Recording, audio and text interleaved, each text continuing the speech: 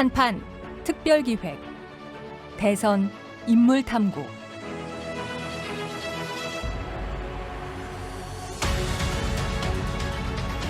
예, 한판 특별기획 대선 인물탐구, 오늘 첫 시간에 다뤄볼 대선 주자 더불어민주당 소속의 이재명 경기도지사입니다.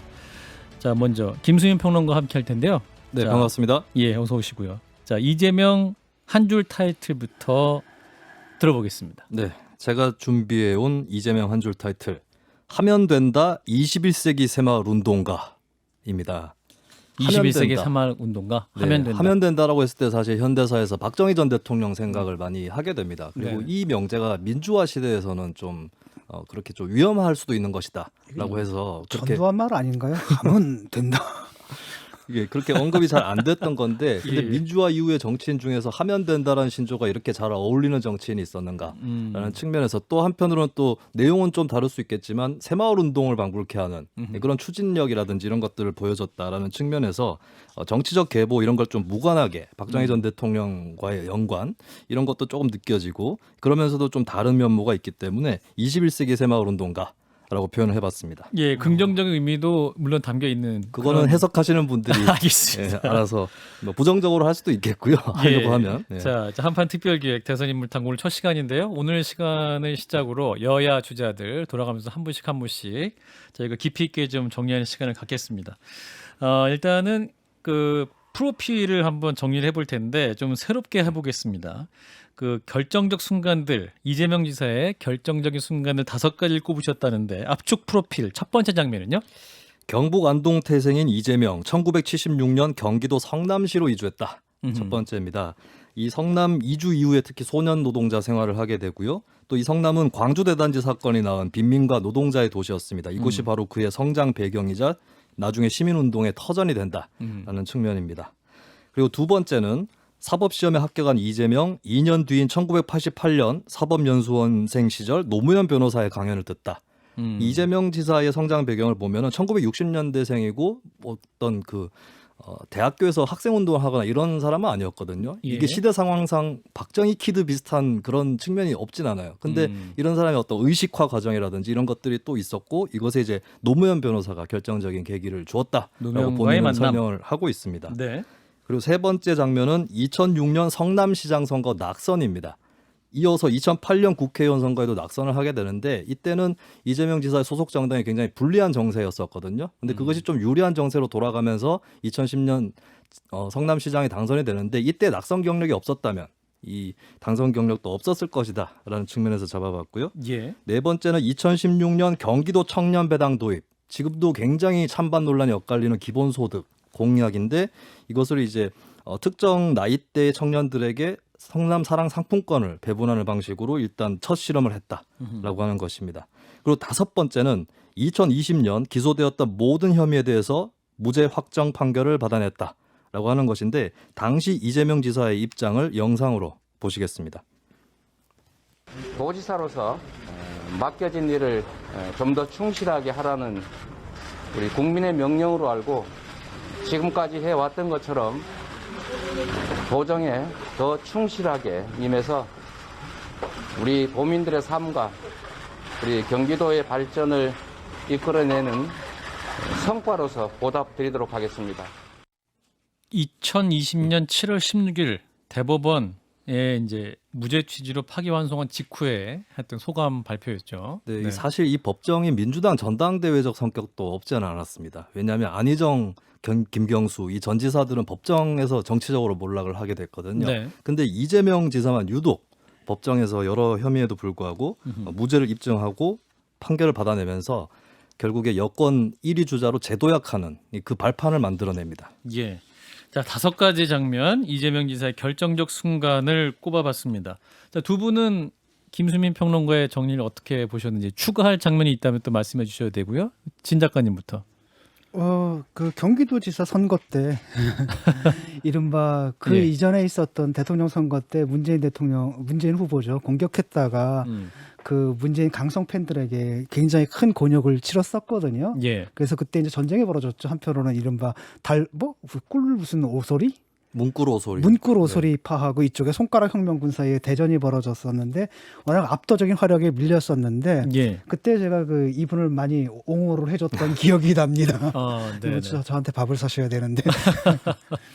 예. 자, 우리 김 소장님은 저는 첫 번째 장면에서 말씀하셨던 경기도 성남시로의 이주 이 장면이 가장 결정적인 장면이었다고 생각하고요. 광주 대단지를 글쎄 요즘은 좀 더 많은 분들이 아시는지 모르겠는데 이제 성남 지역의 박정희 대통령 때였죠. 그렇습니다. 빈민들을 그러니까 경기도 성남에 굉장히 넓은 땅을 확보해서 거기다 일렬로 판자촌을 만드는 것처럼 해서 말 그대로 이 도시 전체가 빈민들만 사는 예. 이렇게 만들어놔서 여기서의 경험은 그냥 동네에서 가난한 사람이 하는 경험과는 완전히 다른 그런 특별한 경험이었을 거라 생각하고요. 예. 그런 환경에서 자라고 그것을 보고 컸던 이재명 지사가 이제 그것을 기반으로 해서 지금의 정치적 토대를 만들게 됐던 그런 뿌리가 아닌가라는 점에서 저는 꼭 한번 좀 짚어보고 싶습니다. 예. 첫 번째 장면 잡초라 중요했다. 그러나요? 그러니까 보면은 제가 화분에 이제 꽃을 심는데 다 죽어요. 근데 끝까지 살아남는 건 잡초거든요. 그러니까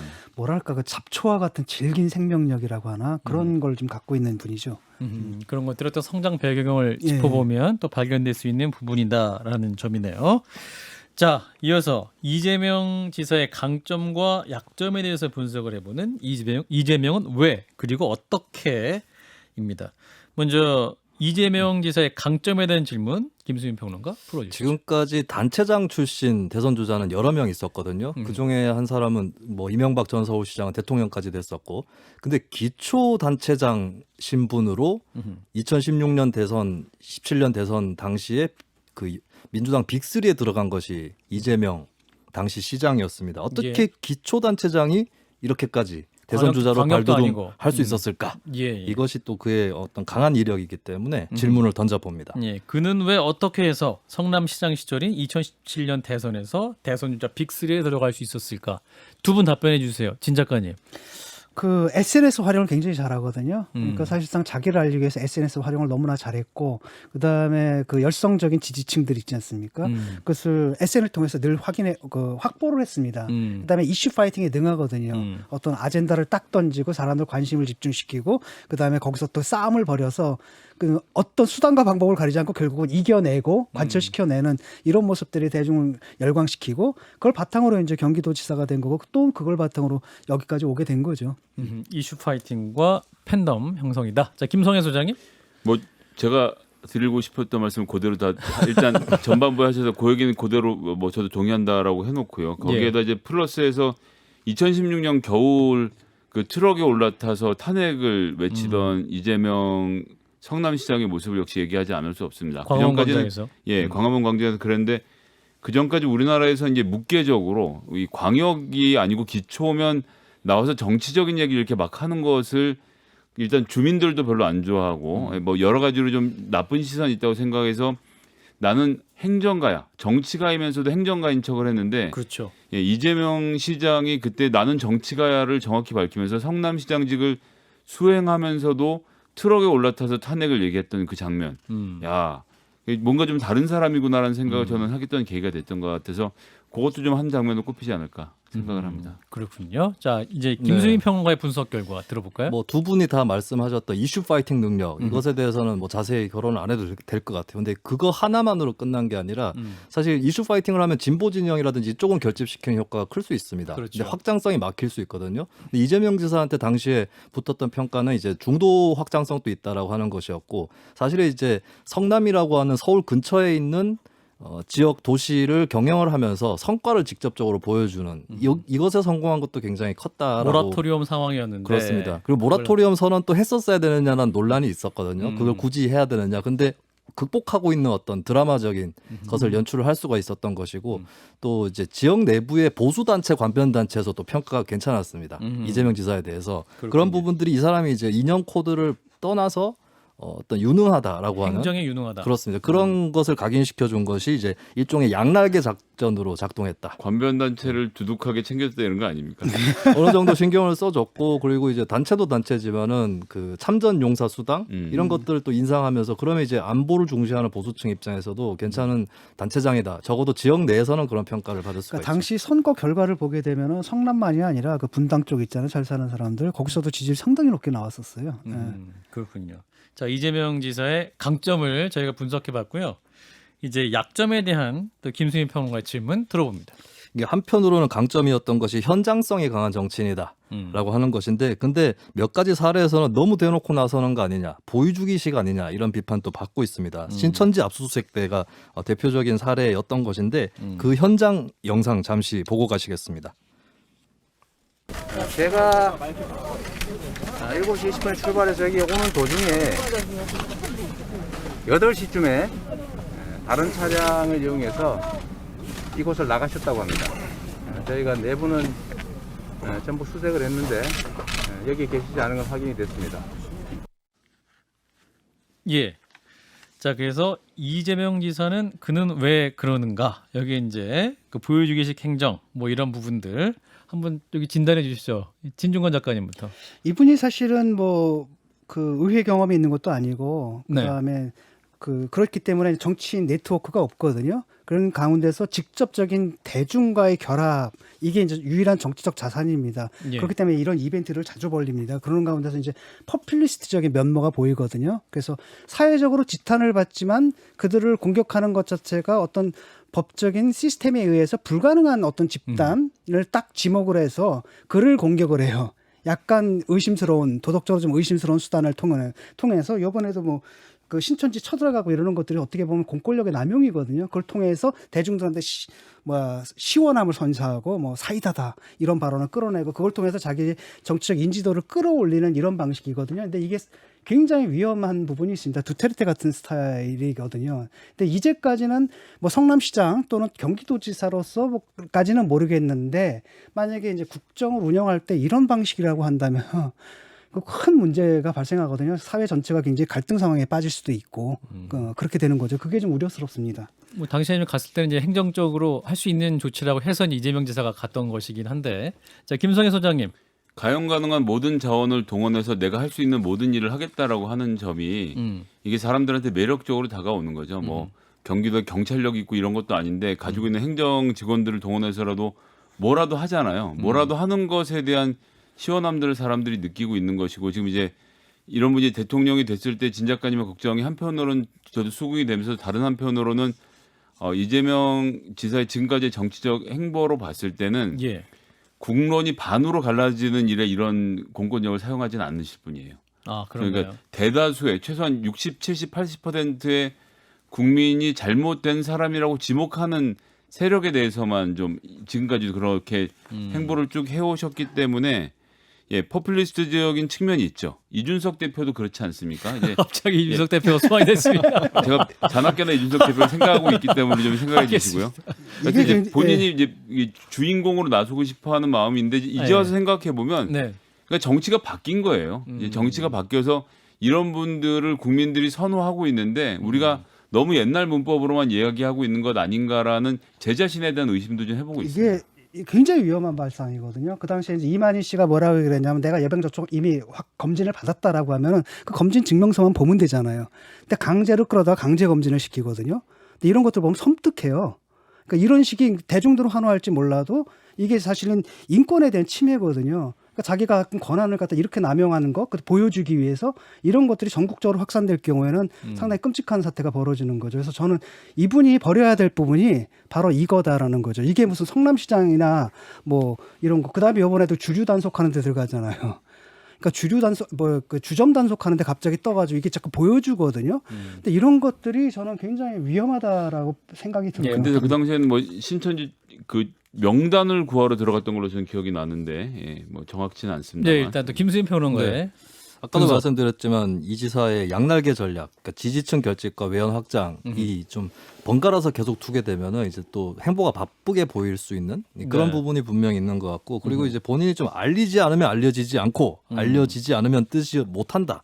이런 생각을 갖고 있는 것 같아요. 결정적으로 본인이 지금까지 그렇게 스스로를 홍보를 해왔기 때문에 자신이 뜨지 않았느냐 이 생각을 하게 되면은 예, 그런 행보를 계속해서 할 수 있는 거 아닌가 예, 이렇게 한번 추리를 좀 곁들여서 얘기를 해보겠습니다. 예, 선명성 외에 유능을 부각시키는 것이 전략이고 이것을 알려야 한다라는 것이 이재명 지사의 머릿속에 있다. 그래서 그러한 것이 드러난 것이다라는 그렇습니다. 분석. 네. 그러니까 이게 이제 공약의 문제가 되는 거거든요. 기본 시리즈라든지 이런 것들 보게 되면 상당히 경제학적으로 근거는 굉장히 약한데 사람들한테 잘 먹히거든요.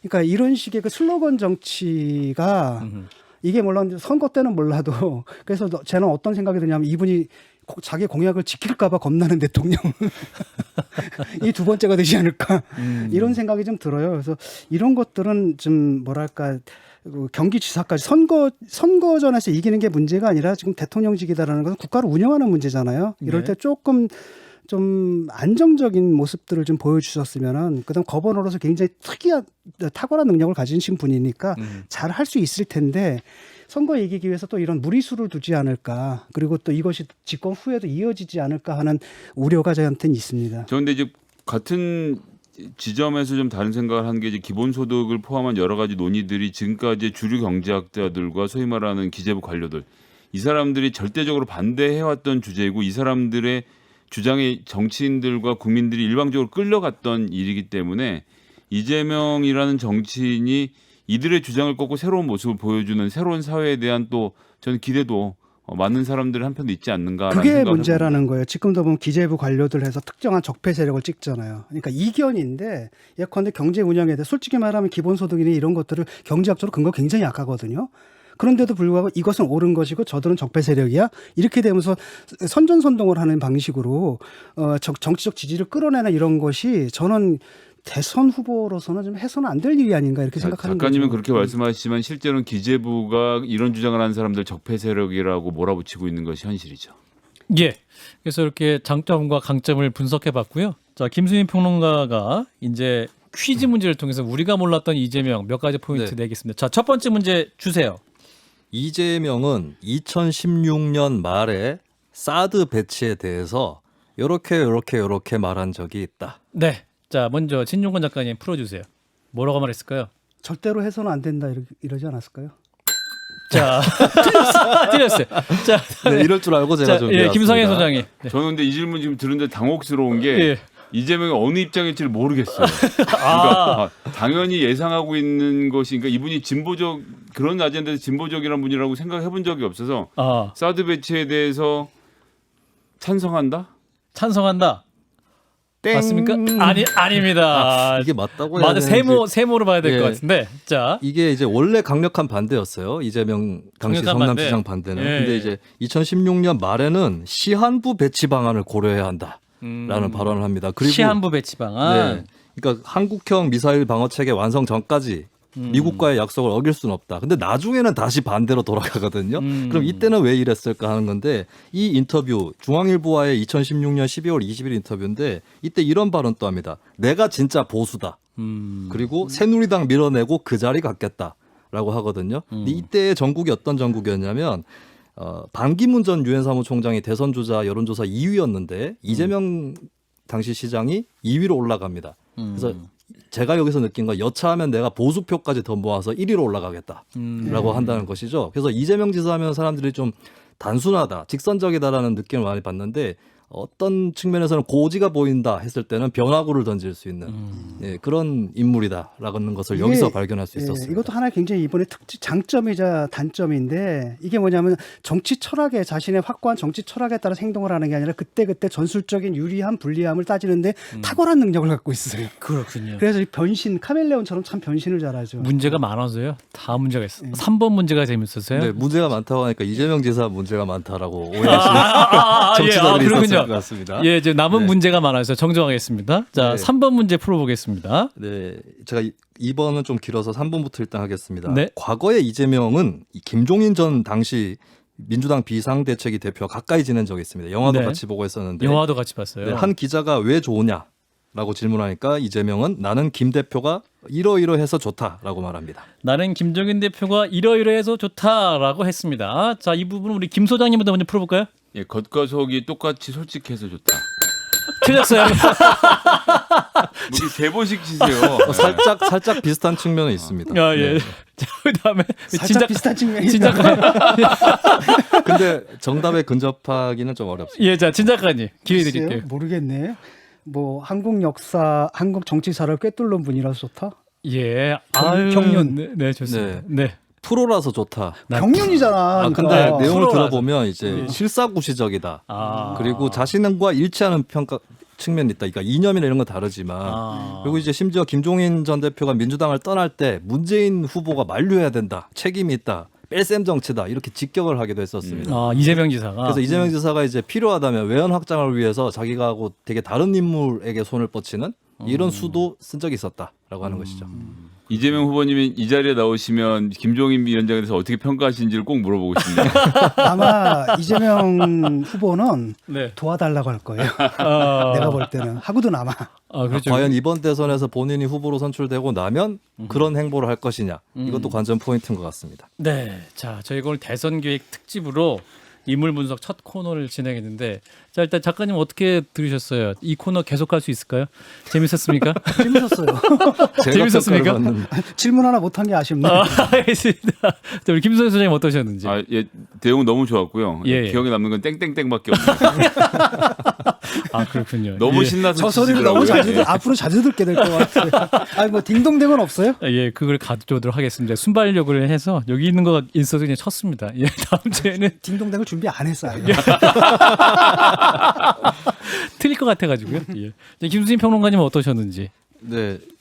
저에 대한 총평, 코너에 대한 총평보다 이제 후보들에 대한 총평을 듣고 싶었는데 예, 네, 그 네. 부분을 이제 앞으로 유념하셔서 막판에 이렇게 본인이 생각하시는 한 줄 평 이런 것들 좀 해주셨으면 후보에 대해서 좋겠고요. 우리 김수진 평론가의 네. 평론을 듣고 네, 그 네. 후보에 대한 평가를 내달라라는 그리고 제가 것이네요. 오늘 첫 시간이라서 조금 부족한 부분이 있을 수 있는데 더 예. 참고를 해서 계속해서 재밌는 특집을 준비를 하도록 하겠습니다. 아, 예, 이재명 후보는 생존 전문가, 서바이벌리스트다라고 예, 하겠습니다. 생존 전문가 김수진 씨, 생존 전문가. 자, 진 작가님은 잡초. 잡초. 같은 얘기죠 사실은. 네, 이렇게 정리하겠습니다. 함께해 주신 분 김수진 평론가였습니다. 고맙습니다. 감사합니다.